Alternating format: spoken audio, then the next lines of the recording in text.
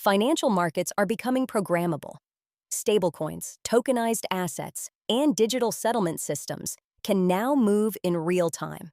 But compliance still largely relies on static documentation, manual review, disconnected audit systems, and point-in-time approvals. That creates a growing mismatch between programmable financial infrastructure and static compliance infrastructure. And as frameworks like the Genius Act and Clarity Act evolve, the market is moving towards stronger expectations around issuer accountability, reserve verification, transaction integrity, and auditability. This is TokenProof on Canton. I'm going to show how a tokenized asset can be evaluated against governed compliance conditions and produce an auditable proof record. Now I click Verify. TokenProof evaluates the governed state tied to this token. Here we can see the result. The token is certified. That means the required conditions passed for this governed state. The system captures the policy version used, the governed decision state, and the evaluation timestamp. This matters because compliance cannot just be a static document. We need to know what rule version was applied, when the evaluation occurred, and what proof state existed at execution time. Here are the actual execution critical conditions tied to the token. Issuer identity, asset classification, reserve or attestation state, governed policy status. Now let's look at a revoked example. In this case, the token is no longer certified. The governed state has been revoked because one or more required conditions failed.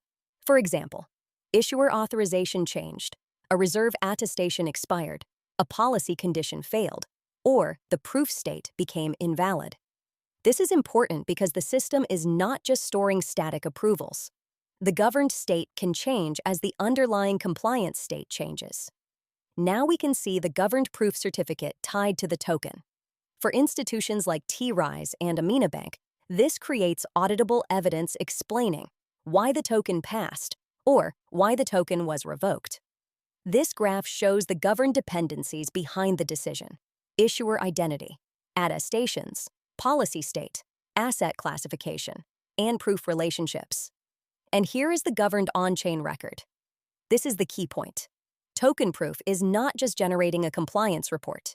It is creating governed transaction evidence tied to the actual token state.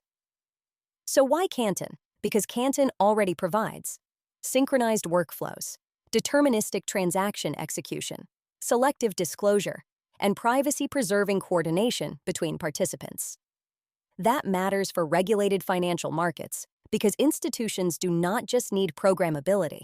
They need controlled visibility, auditable workflows, synchronized transaction state, and deterministic execution between counterparties. TokenProof explores how those Canton capabilities can support execution-level enforcement for regulated tokenized workflows. The goal is not to put all compliance on-chain. The goal is to make execution-critical compliance conditions provable, auditable, and closer to the transaction itself as programmable financial markets continue evolving.